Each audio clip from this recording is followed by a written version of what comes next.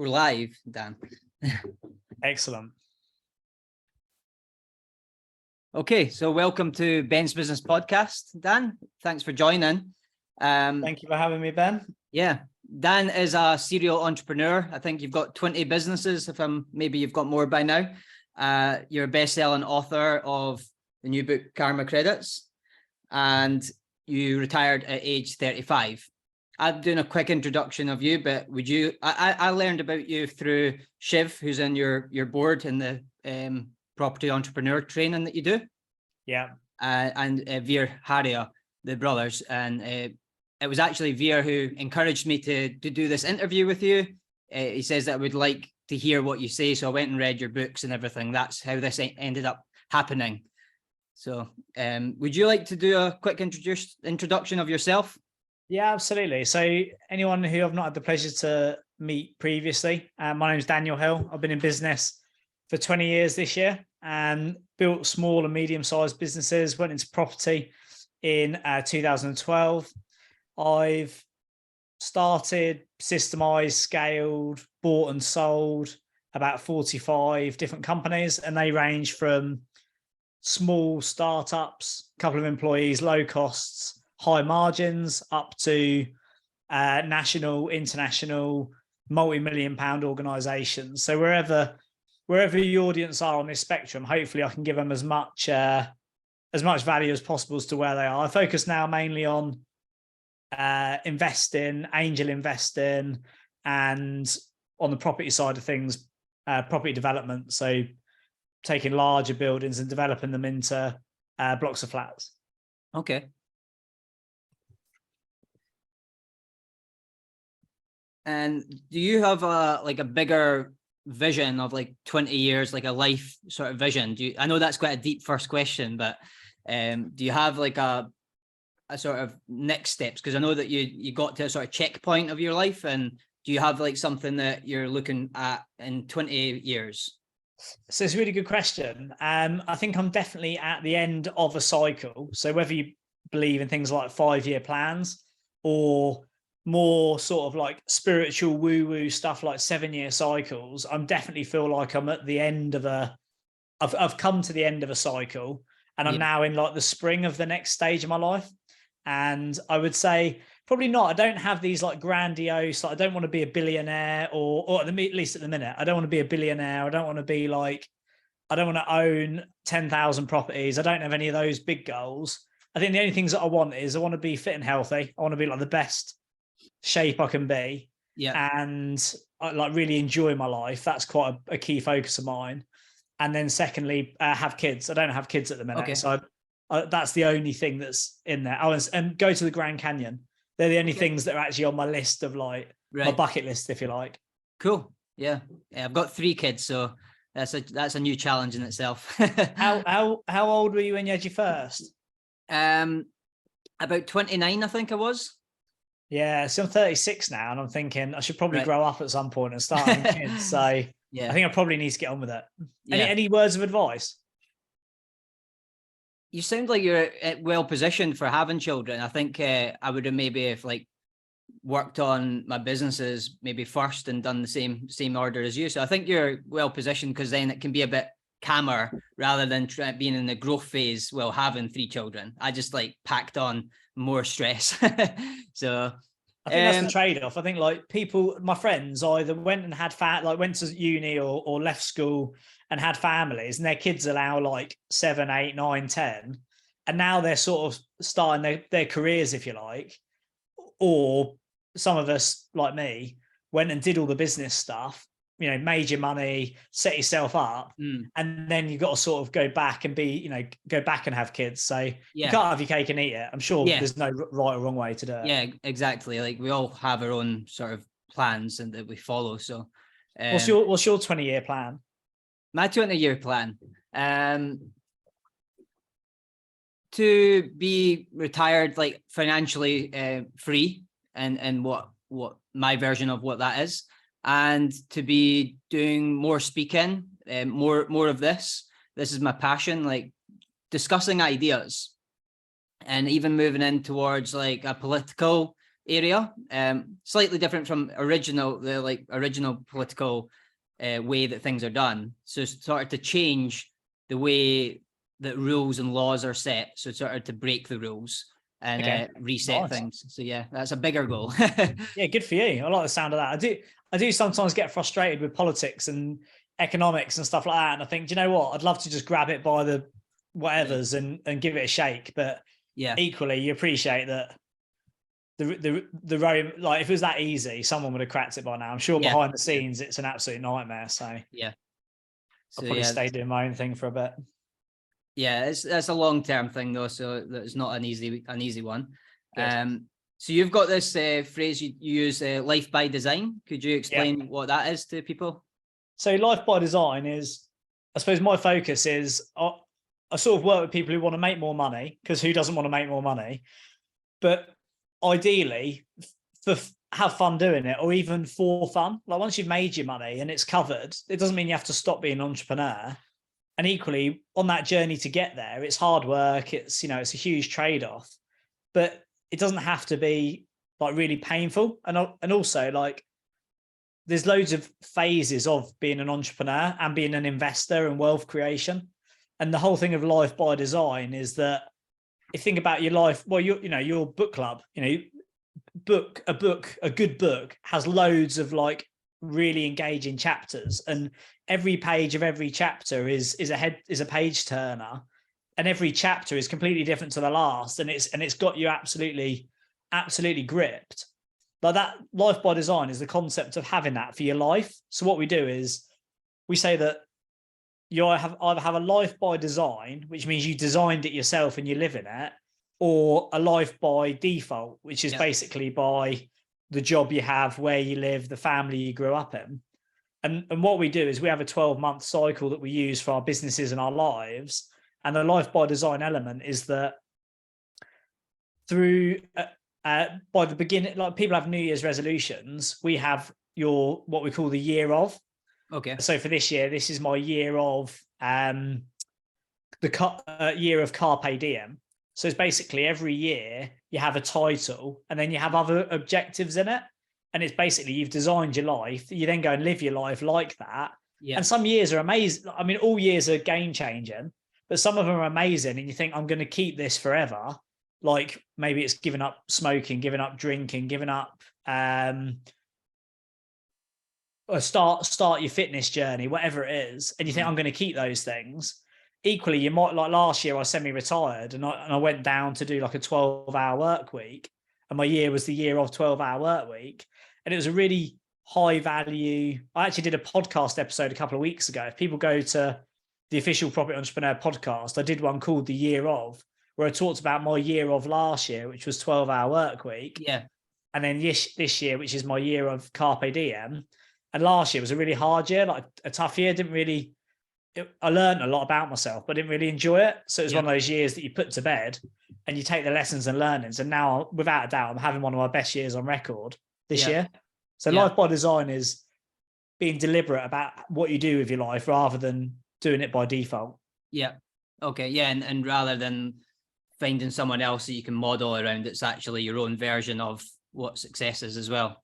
100%. Like it's life by design or life by comparison. If you think it's all about Ferraris, helicopters, six packs on Instagram, it's like, are those people really enjoying their lives? Yeah. Maybe they are, maybe they're not, but it's like, it's what's important. We're all so different, and there's things that are important to us, and it's understanding what they are and getting more of them.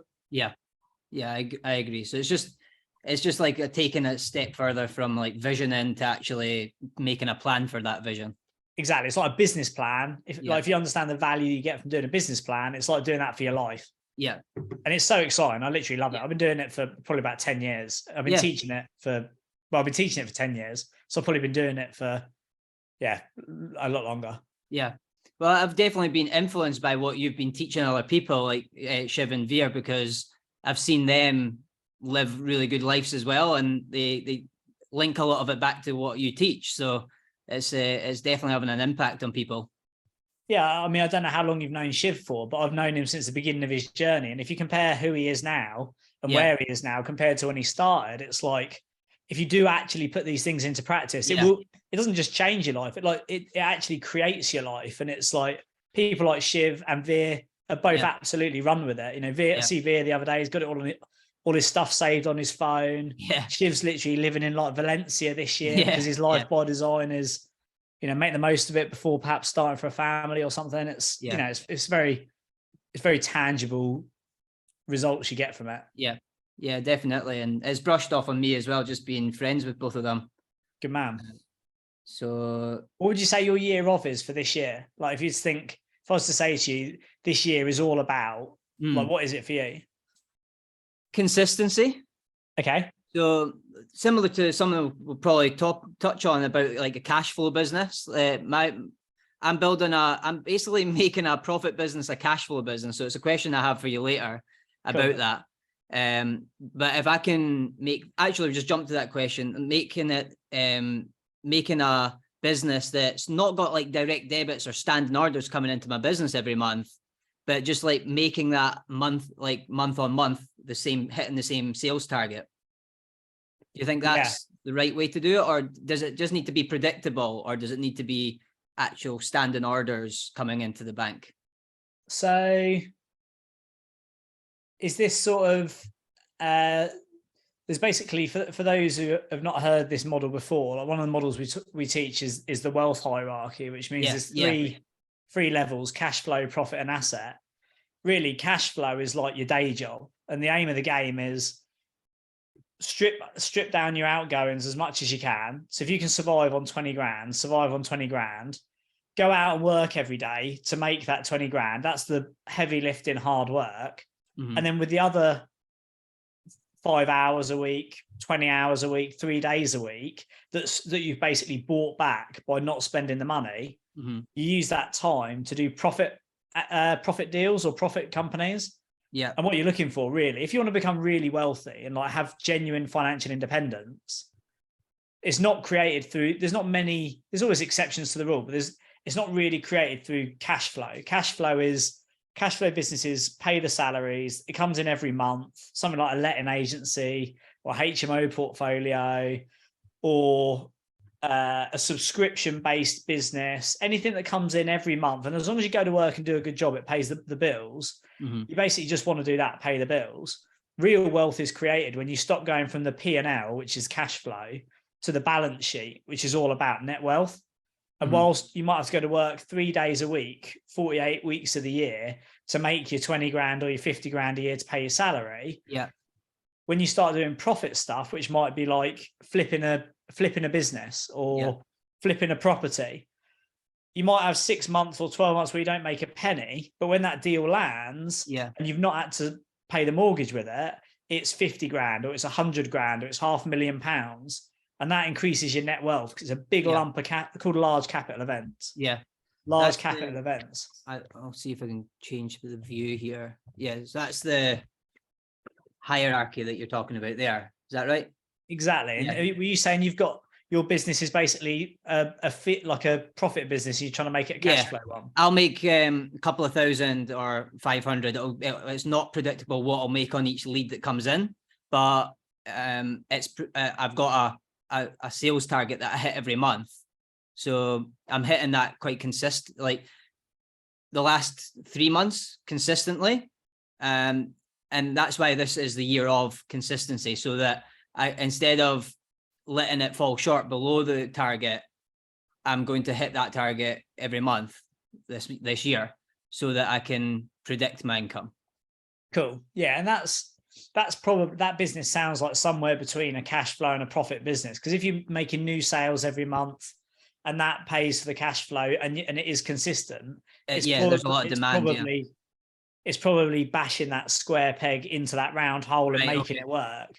Yeah. Really, it's like whatever you're doing, if you could add a repeat, let's say, for example, I think you said you do house clearances, do you? Yeah, yeah.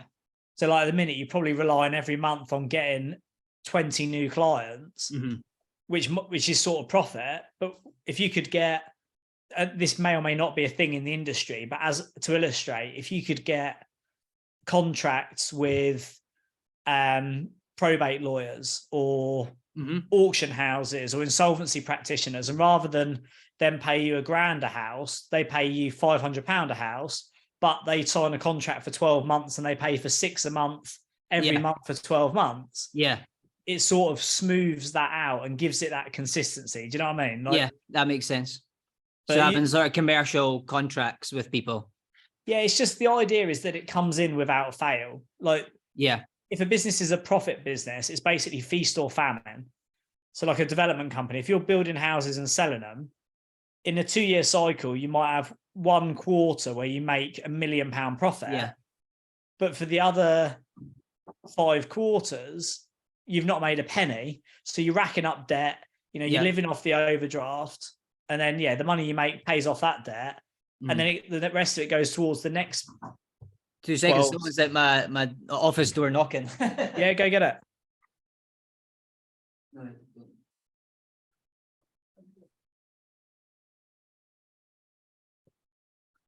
Sorry about that. That wasn't planned. Yeah, it's fine, mate. Don't worry about it. So it's basically just trying to remove the feast and famine. If a business is feast and famine, it's high stress, whereas cash flow businesses should be low stress, high consistency. Yeah. Okay. Yeah, that makes a lot of sense. And I've had that sort of secondhand from Shiv as well about finding ways to make that sort of basically standing order come in. So at the start of the month, your sales target's halfway there already, or already full. Exactly. Yeah. It's like a portfolio. If you had 100 houses, you might have 20 leave every month that you've got to get let again. But the other 80 are paying the overheads, paying the mortgage. It's that sort of thing, really. Yeah. Okay. And I've watched a couple of interviews before this one just to prepare. And you talked about being in other industries before getting into property. What were those industries, and like how did you make your first 50 to 100K?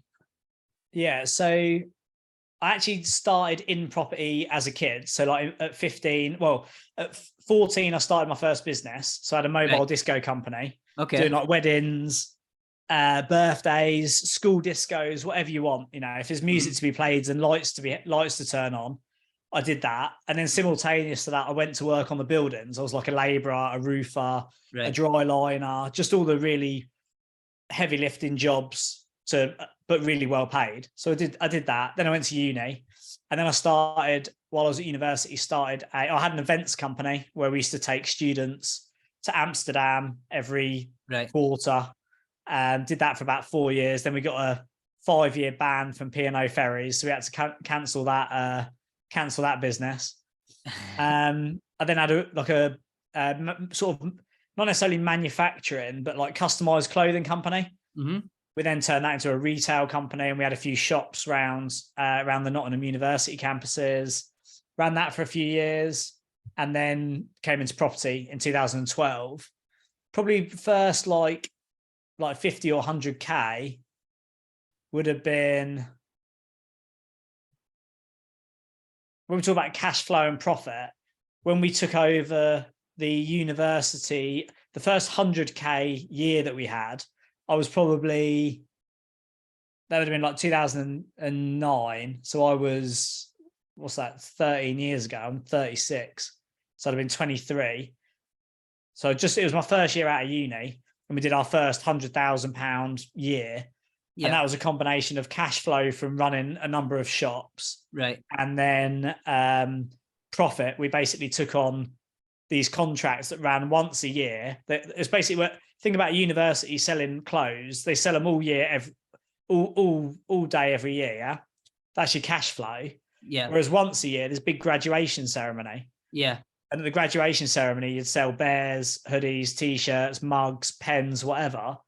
But you only sell it once a year. So you wouldn't want to pay people's salary with that money. Yeah. So we made sure the cash flow business paid for all our salaries. But then once a year at Leicester, Nottingham, De Montfort, Portsmouth, wherever these unis were that we had contracts, we would roll up with 20 grand, 50 grand's worth of merchandise, sell it at 4 times what it cost us, pay the uni a commission. And we would literally, back in the day, cash was still a thing. I would literally be downstairs in the in the gents' toilet in a cubicle, counting out like 5, 10, 15 grand in notes. Yeah. Like once or twice a day, because it was literally like absolutely bonkers. Right. That was my first sort of like non-property Yeah. activity that actually made good money without Yeah. getting in trouble, really. Right. Okay.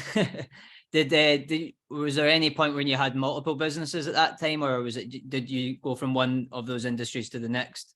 Yes, I mean, I've sort of either sold businesses along the way, or I've delegated them so they run by other people. So like Pulse Discos, which is 14, 20, it's 22 years old this year. That was my first ever business. It's still going today. Okay. So like a friend of mine runs it. It's still going, but I don't have any interest in it, like any ownership in it. And then I've always got a few, I think at the minute, I don't know how many companies I own at the minute, but I'm actively involved in like maybe one or two, maybe Property Entrepreneur, which is our training company, and our Portfolio Builder, which is our development company. Yeah. Those two businesses I'm sort of like actively involved in. Yeah. And all the other ones I'm mainly like non-exec. So we're just building a portfolio of private schools at the moment. So I started buying private schools. Right. But I don't, apart from paying for them, I don't have any day-to-day operation on them. And yeah, when I had the clothing business, I had maybe 2 or 3 businesses. And then nowadays I probably have like, including the ones I'm like angel investor in and I'm non-exec for, probably, I don't know, maybe somewhere between 20 and 30, probably like 20, 25, maybe something like that. Yeah. Okay. So yeah, as long as you've got the people running them, they run and fine themselves. Yeah, as long as you know what you're getting in for. Like if I'm a non-exec, I know that I'm doing a board meeting once a month, and that's it. Whereas if I'm starting a new company, well, I don't tend to do that anymore. But if I was starting a company, you got to appreciate that if you can only really have 1 or 2 companies you're running, you can't have 30. Unless, I mean, even Elon Musk's only got maybe 4 that he's actively involved in. The rest, is sort of an advisor or an investor or non-exec. Yeah. Okay.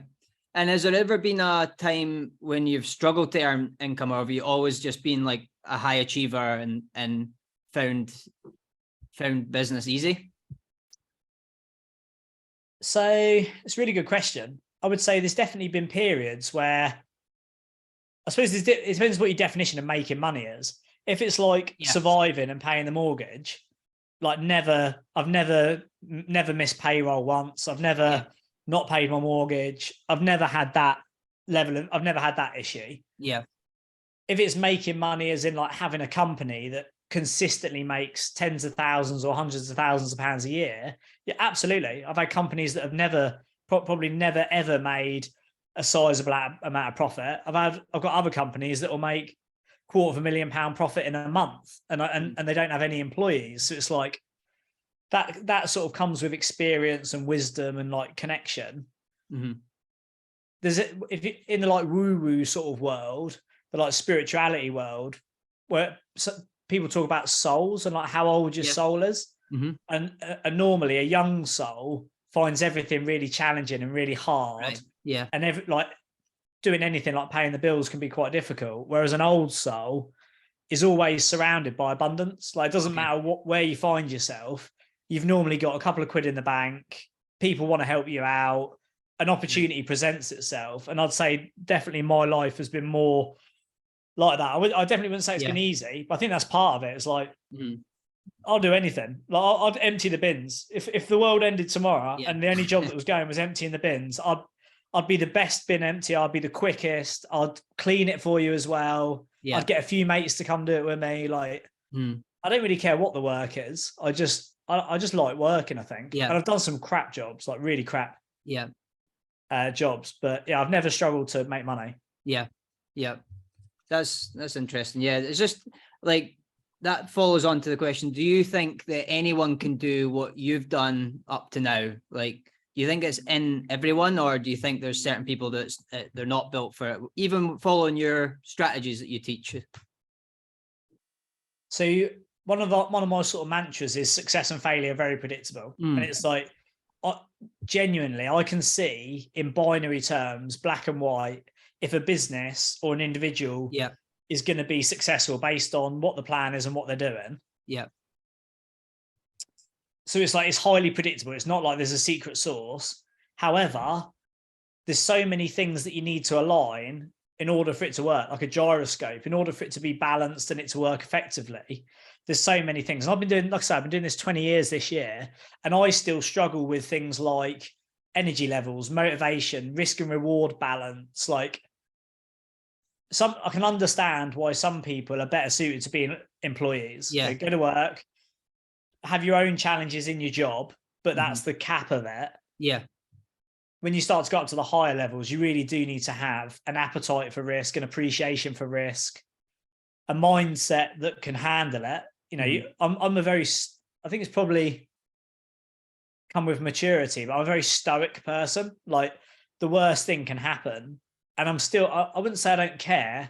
It's like the whole thing of like, care but don't worry. I'm like very laissez-faire with it. Like, the world will be ending and everyone around you's falling to pieces, and I'm just like, okay, cool. Yeah. So we've lost 100 grand on that or whatever. Okay, right. So what's the plan? Where are we going? I think it's like, I think it would be unfair to say anyone can do it. Yeah. I would say it's for somebody who wants to do it, like, really not just says, yeah, I want to go and, you know, build a 10 million pound portfolio. For somebody who really wants to do it and has got the raw burning desire, I think it's absolutely possible. There's no secret formula. Well, there is a secret formula. It is the blueprint that we teach. If you follow that blueprint, whether you want to make your first million or scale up and be an empire builder or lose weight, whatever, the blueprint is there.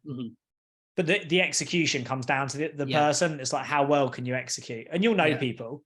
You'll have friends or family who, when they say they're going to do something, you know that the outcome's inevitable. They're going to go and do it. They're going to win the medal. They're going to do it. Also, you know other people who say, I'm going to give up smoking. I'm going to do a diet. I'm going to start my own business this year. And you see them a month later, a year later, a decade later, and they've still got a fag in their mouth. They're still doing the job they hate. It's like, you used Shiv as an example. Like, he's probably someone who came to you, but you had that burning desire that some people maybe they're a wee bit further away from taking the actions that Shiv would have taken. Yeah, and when you break it down and understand about things like profiling, certain profiles are more likely to make it than others. So Shiv is a tempo. Yes. And he's exceptionally good at executing. Like, as long as you tell him the plan and tell him what to do and when to do it, and you're there to answer the questions, he'll come back with it done better than most of the other people. And he just consistently executes. And that over a period of weeks, months, and now, I don't know how long Shiv's been on Property Entrepreneur, but it must be 5 or 6 years. You do that over 5 or 6 years, and it turns into living in Valencia, making X amount of hundreds of thousands a year. It's like, success and failure are very predictable. And he's a very good example of someone that is exceptional at executing. That's his genius, is to execute. Exactly. It's like tempo. And you're a steel, is that right? I'm a creative mechanic. Okay, so mechanic. At the top, you've got dynamo, and at the side, you've got steel. I'm like halfway between the two. So I'm very creative, but I also can sort of put things into place. Okay. Yeah, because I think, like, with your titles and things on the podcast, I can see that creator side in you as well, that you come up with these phrases.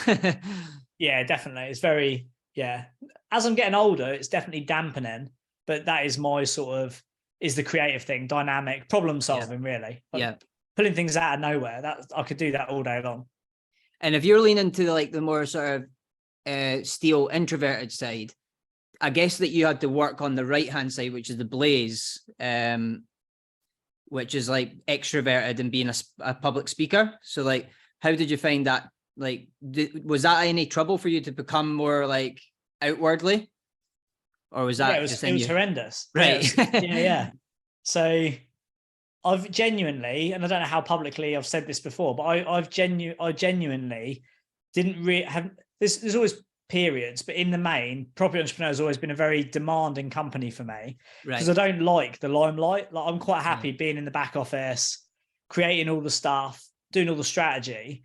The idea of being, like, I'm introverted, so I get my energy from being on my own. Like, I'm literally home alone this week, and I'm in my element. I'm doing my own thing. you know, etc. Whereas if I'm at an event for 3 days and everyone wants to talk to you and you're on stage and you're performing, it takes a lot. Yeah. Introverted and extroverted basically means where to be in with people give you energy or take it. And for me, Yeah. I get my energy being on my own, whereas someone like Adam or Josh, who host Property Entrepreneur, Right. they would get their energy from being with other people. Yeah. So that for me, it was very unnatural. Right. Again, a lot of the thing is like how much success do you want and how quick do you want it?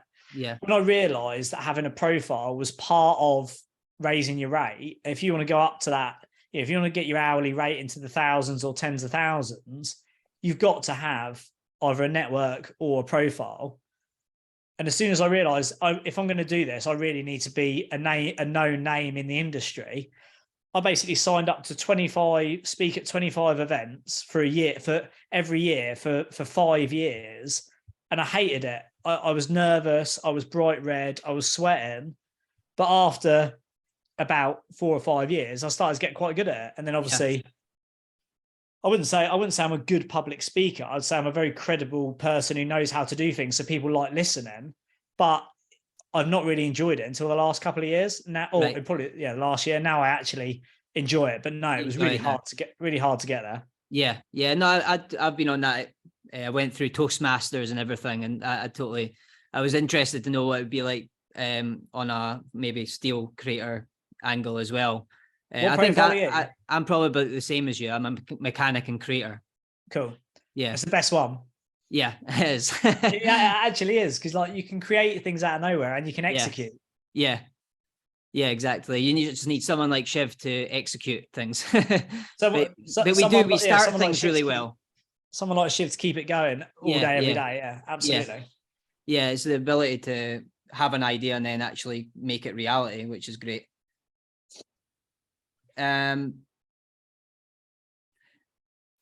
Probably covered that. So yeah, I just want to talk about the book now. I've Excellent. kind of going through it for the second time. And I create my own table of contents on books. So sorry for writing on your book, but that's cool. I'm glad you spent some time on it. Yeah.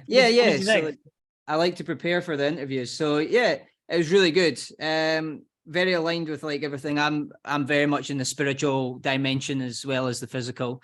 And I like the idea of you've got this knowledge as like a property millionaire. You could have wrote a book about that, but you decided to sort of take that angle, which is obviously more from your heart, from your soul, from your like purpose. So I like the fact that you took that angle, and it's the type of book that I would write probably as well. Like it's a type of, whenever I get asked to speak or anything, I always end up leaning towards that sort of more mindset stuff rather than just like teach people how to make money only. Cool. Yeah. So I like that. There's a good saying by a guy called, do you know Wayne Dyer? Yeah, I've come across a few of his talks. Yeah. So he did an amazing book called Change Your Thoughts, Change Your Life. And it is a game-changing book. But he has a saying which says, don't die with your music inside you. Yeah. And when I heard that, I was like, and people have been asking me to write a book for a decade.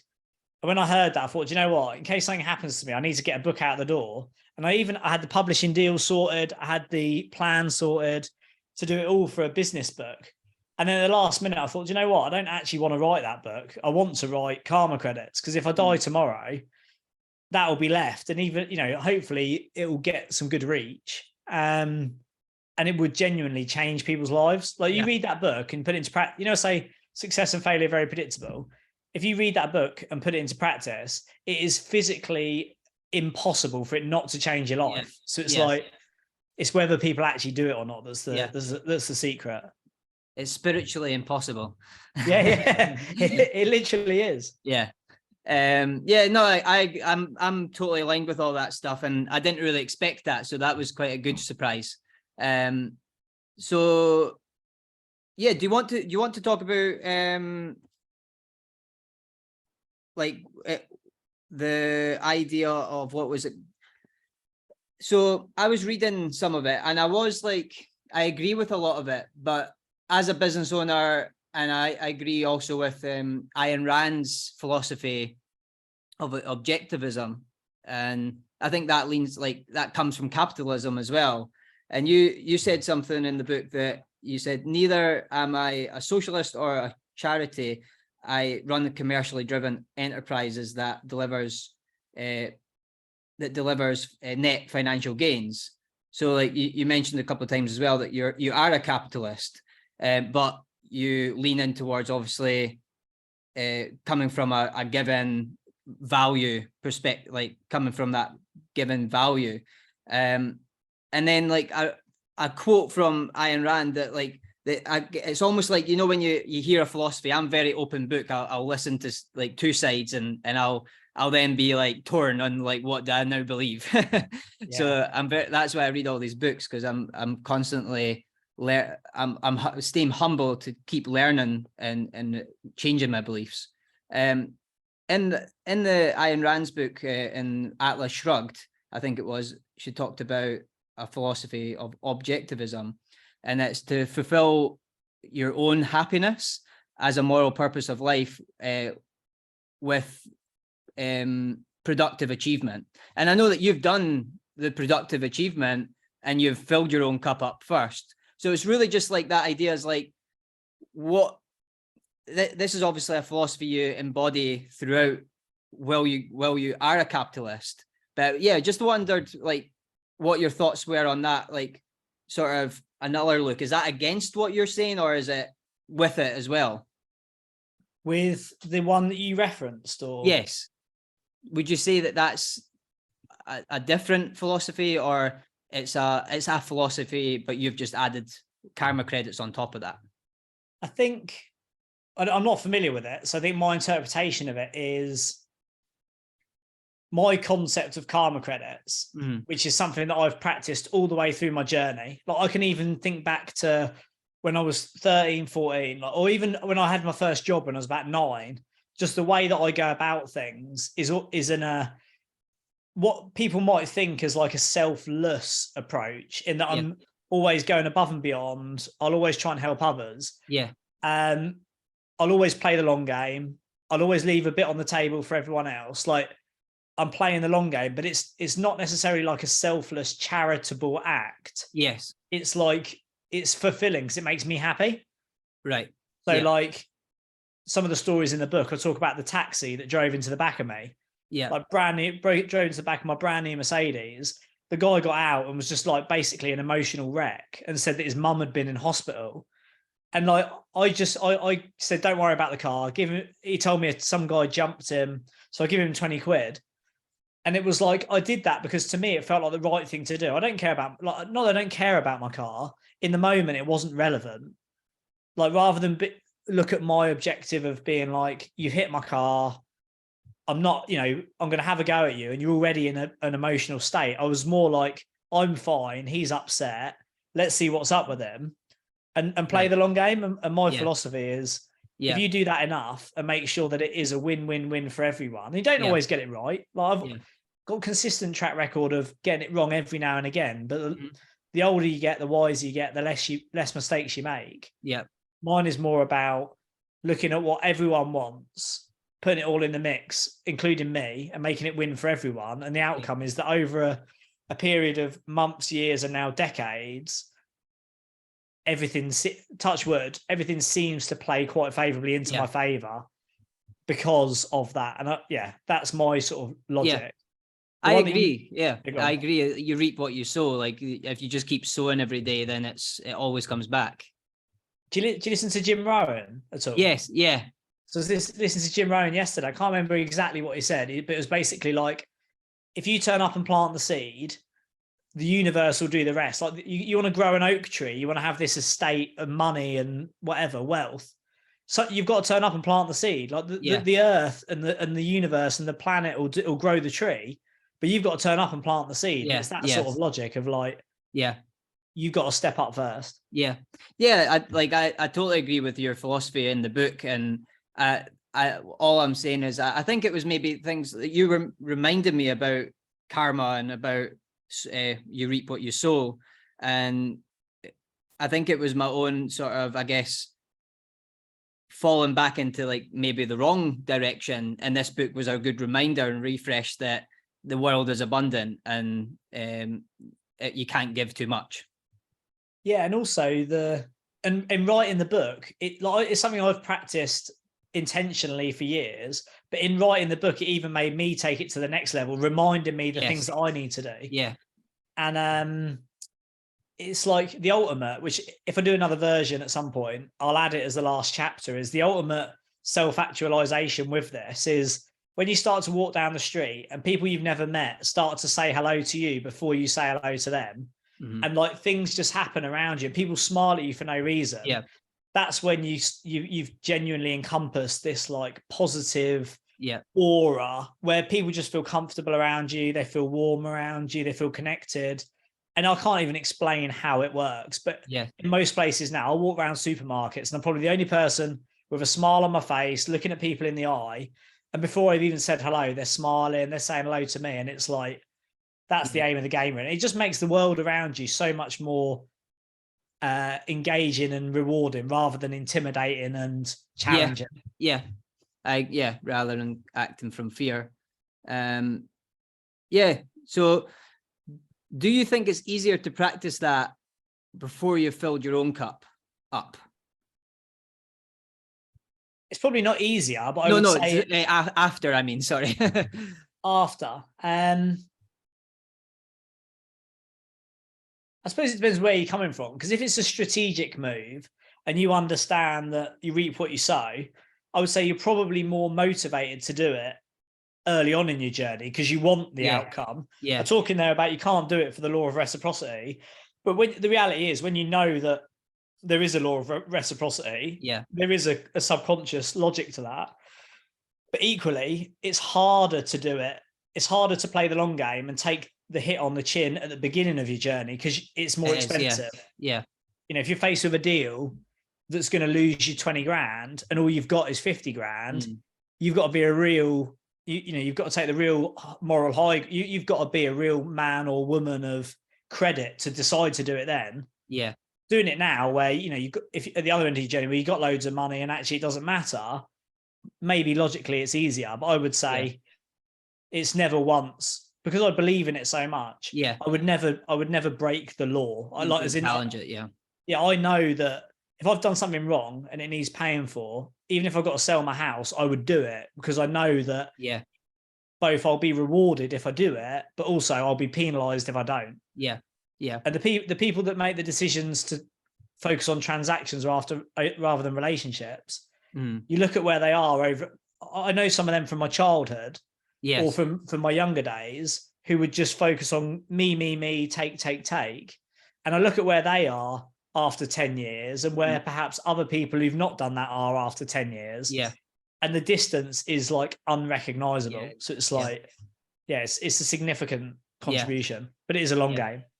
And it was I liked what you said about the person in their mansion ends up in a small box coffin anyway. It doesn't matter how big your house is. We'll get buried in a small coffin. Yeah. So that was more the challenges that were going through my head as I was reading this. They were just things I wanted to bring up because it's probably what other people that start reading this book start to get challenged by when you're sort of moving them back towards that, away from fear and towards abundance. Yeah, I'd say the biggest challenge as well is all of this stuff feels so awkward. If you go to like Japan or Thailand, you'll notice that people are like this anyway because they believe in spirituality and like they're just not, the culture's different. In England or like European countries, it's very strange to do the sort of stuff I'm talking about in this. Yeah. So it is like breaking the seal and just trusting the process anyway. Yeah. No, I've definitely found myself changing and doing, sort of forcing myself to be more given. For example, the simple things like walking through a door, charging through the door myself versus being conscious of when I'm walking through that door and going, actually, I'll just let this person through so that I get a karma credit. Exactly. Yeah. And it makes you feel good, right? Yeah, it does. And I think it's, as well as that, the book actually teaches you how to be more conscious in your day-to-day dealing, as you said, in that people are just existing and just sort of like they've got their heads down. This book has actually helped me like lift my head up and see what I'm doing as well and how I'm playing a part in the world. And it's embarrassing. Like, I've done some podcast episodes around self-awareness. If you want to see how bad it is, you just tune in next time you're at the airport. Like, nobody has any self-awareness. They're all walking into each other. They're like, it's exhausting to see. Yeah. But have you noticed where you've done something yet, got a karma credit, and then got a return or a benefit from it? Or where you've done something apart from holding the door, that's made you feel good, or it's changed the direction of something? Yeah, I've not seen a direct impact, but that's basically part of playing the long game. There's not an example I can give you right now, but cool. Yeah, I agree with it, and I know that it works. So moving on, I've got a couple other questions. I know we've only got a few minutes left, so these are quick fire questions that I wanted to ask you. Go for it. So what's best, like, for your first hire? Should you hire first question is, what's the best first hire? And then the second question is a freelancer or an employee. Cool. So there's only 3 types of workload in the business. You've got drive in the business, you've got deliver in the business, and you've got the detail in the business. You don't want to go from 1 to 2. You want to go from 1 to 3. And it's like looking at, where are you? Most entrepreneurs are the driver of the business. You then want to bring in someone to deliver it, that's to take over the day-to-day front end customer facing. And then detail is get somebody in to do your books, your admin, booking your hotels, paperwork, that sort of thing. And then as far as like PAY, like paid or freelanced, it all just comes down to like how you fund it. So if you're organically growing, probably just get a PA or an admin assistant on a hourly pay as you go. Because if it's your first business, you're probably quite nervous about recruitment, and you've only just started making enough money for yourself. The idea of now giving that money to somebody else is quite daunting. But once you get used to it, like, it becomes addictive, and you realize that when you see your team as an investment, not an expense, things will scale up real quickly. And during that period, they'll probably be more like employees. In the early days, pay as you go, hourly rate, especially nowadays, VAs, PAs, EAs, anything like that, just to get your confidence up and keep your fixed cost low is probably a savvy way to go. Yeah. Okay. So what is the recommended first hire if it was like a freelancer? Well, I'm a big advocate of PAs. Like, if you think minimum wage is probably something like £10 an hour now, any job, there's so many jobs that can be done for less than £10 an hour. As soon as your hourly rate is more than £10 an hour, you should have a PA, an army of VAs, and just get rid of that highly functional stuff. And there's a good podcast episode on the Property Entrepreneur podcast called The Task Triangle. Yeah. Once you listen to that and you understand how that works, I mean, one of our board members rebuilt their whole business based on it. And it's understanding that your input to a task should be the top. That's it.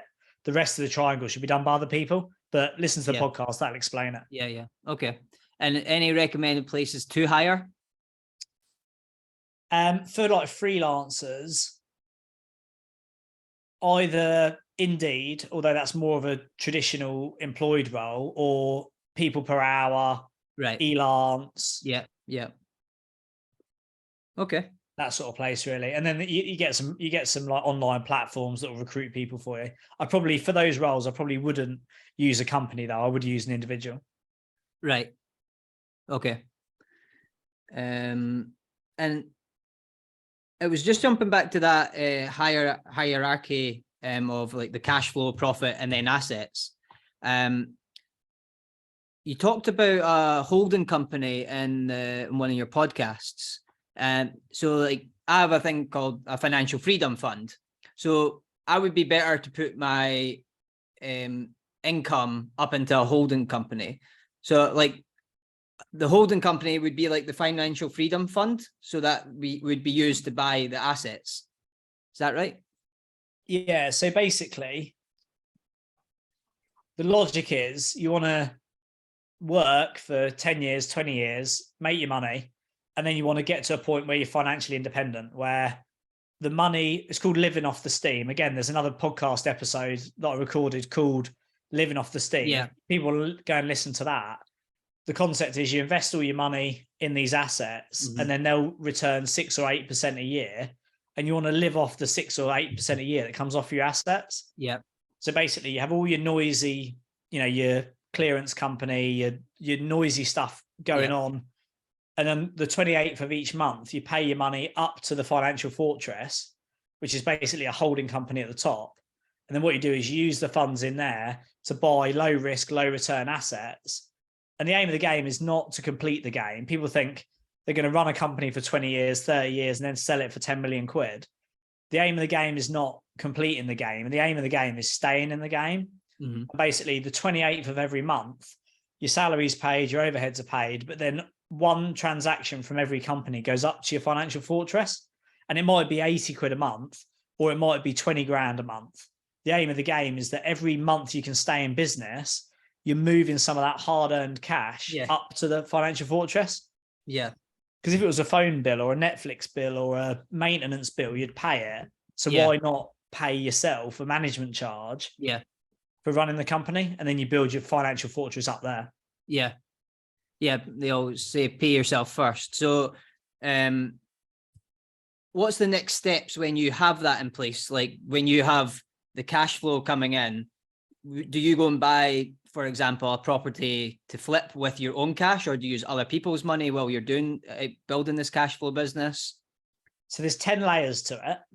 Again, all of this stuff is free. You can literally go to the podcast, listen to it. There's an episode called 10 Layers of Wealth.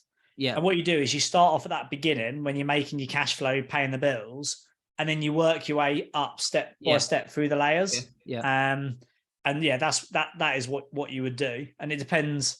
What you want to get to is what's called a 60-second strategy. And it means that in 60 seconds, you can explain to me what your wealth creation strategy is. Like I could explain mine to you in 60 seconds, and that would tell you exactly what you're doing all day. It's the only game in town, basically. Although you're going to work and, although you're running your book club and running the clearance company and you've got all these other interests. Yeah. That's just the day job. The reason you're doing all of that is because of the 60-second strategy. And that's the only game in town, really. All the rest of it is just the fun that comes with it. Yeah. Right. Okay. What would be I know we talked about hiring a PA. What would be some other steps on scaling a business? First one would be don't build businesses that don't make money. So something crazy, like 90% of small businesses don't make profit. Mm-hmm. And what you want to look for is the needle in the haystack. So like I've got, of the businesses I own and the businesses I've always had, they're all either niche or they're crest of a wave. And it's like you want to have a niche business, which is a premium price point, highly lucrative, or crest of the wave business like AI at the minute or crypto last year, where it doesn't really matter what you do. As long as you're on the wave and you can hold on to the board, you're going to make money. Whereas lots of people are running around building businesses that just fundamentally will never ever make money. And that's not that would be the biggest thing is understand how to do what's called a business model, build your business model and see, is this thing actually ever going to make any money? That would be the biggest tip. And then there's probably loads of other ones, but that's the biggest one. Don't push something that's never really going to bring in enough demand or income. Yeah, you can, when I get pitched businesses to invest in or whatever, I can tell within 30 minutes of working on them whether in 5 years they're going to make money or not. So don't waste 5 years figuring out if it's going to make money. Yeah. Figure that out before you start. Yeah. What is a typical day for you, like routine? Do you have a typical day? So yeah, I'm definitely a big fan of structure. And I tend to change my structure like maybe every quarter or every 6 months. At the minute, it's like I get up early. I go to bed about between 8 and 9 p.m. and I wake up between 4 and 5 a.m. I have like 2 hours then to have my breakfast, journal, do some creative stuff. And I go to the gym, train at the gym 4 times a week, 7 till 8, walk the dogs 8 till 9, have a second breakfast about 9, and then start doing some high value work about 9, 10. And from about midday, start to do more functional things. So like responding to WhatsApp messages, anything that's on my to-do list. And then I'll go for a walk in the afternoon about 2, 3 o'clock, just to give me a second wind. And then I'll either sort of round the day off. Normally I'll round the day off about 3, 4 o'clock. Sometimes at the minute I'm sort of loving it. So I'm doing a few more hours, but yeah, I'll probably aim to finish like latest, like 5 o'clock. Yeah. And then the evening, just chill out, literally very normal, play the piano, read a book, watch Suits on Netflix, just do normal stuff, chill out, go to bed, then do it again. Yeah. And has it always been like that, structured in that order, or was it more busy at the beginning of building all these businesses? Well, there's a podcast called Beast Mode, an episode that I recorded on the official Property Entrepreneur podcast called Beast Mode. And when I'm doing Beast Mode, I'll literally lock out every second of my calendar from 5 a.m. till 6 p.m. And it's literally like ultimate productivity. I don't tend to do that anymore, but when I was in my sort of growth phase, I would work. I mean, back in the day, I'd work 7 days a week. At university, I'd party with my friends on a Friday night, go out clubbing till 4 in the morning, and I'd be back in the office at 8:30, 9 in the morning with a stinking hangover, doing anything I could just to get stuff off the desk. So I try not to work as hard. I would say I probably am a workaholic, but in a bad way. Like I'm addicted to work. So I now try to work less. But like the objective thing you said about, I enjoy work. It makes me feel purposeful. Like I don't think there's anything wrong with work if you love it. Yeah, if you're happy, exactly. Like a nice meal. If you love it, eat it, but don't stuff your face because it'll make you sick.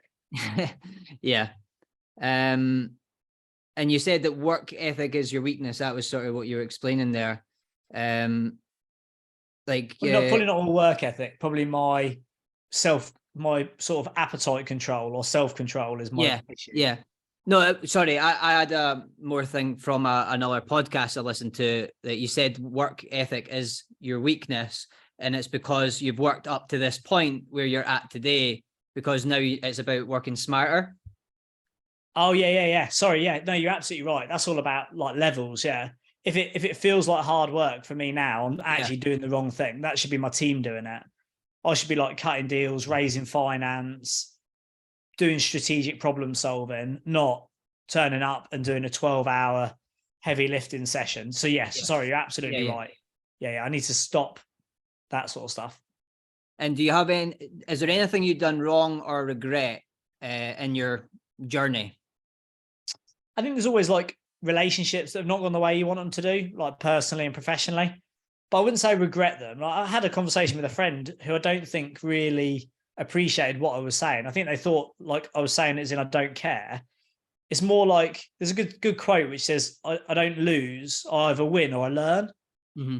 And I don't look at anything in my life, like even like personal relationships, professional relationships, they've all now in the main come good. I don't regret them. Obviously, if I could go back and change them without anything else changing, I probably would. But I just feel like it's part of life. I feel like life's about learning. It's about wisdom. You can't have wisdom without, you can't have wisdom without those things that don't work, really. So I don't think so. Not really. I mean, even losing money, I don't regret it. It's just like I'm not attached to the outcome quite often. So no real regrets. Not in that, not in a work capacity. No regrets. I don't use the word regret often, but it's always quite a good question to trigger any lessons that you've learned on your journey that people can share. Because I'm not a big believer in regret either, because it's not something worth holding. Yeah, I think the whole relationships over transactions, the big one. Whenever I've chosen a transaction over a relationship, it's normally ended badly. And like that's a piece of wisdom where if it's a relationship worth maintaining at all costs, it goes top of the pile, not the bottom. Okay. Yeah. Okay. Well, I think I've asked you plenty of questions. I really appreciate your time and for sharing all your wisdom with us. My pleasure. How can we find you? I know you've mentioned the the official Property Entrepreneur podcast? Yeah, so Instagram, property entrepreneur _ and I post a load of videos on there. Facebook is Dan Hill. And the podcast, honestly, it's like for anyone who's listening to this that's into business or wealth creation and wants to know the simple way to achieve complex things like financial fortress, making you millions, stuff like that, just give the podcast a spin. My attitude is I'll give it away for free. Like I give all the podcasts, all the episode, all the blueprints away for free, just because I want people to use them, and we don't struggle to sell our training courses. So I'd say just go and you've listened to them. They're not sales pitches. They're basically like they're lessons that we teach. I think just hoover them up, find the ones that work, and put them into practice. Yeah. I highly recommend both your book and the podcast to everyone watching as well. So thanks again, Dan. Lovely. Good to see you, Ben. Thanks for having me on. Good to meet you. Cheers. Catch you soon. See ya.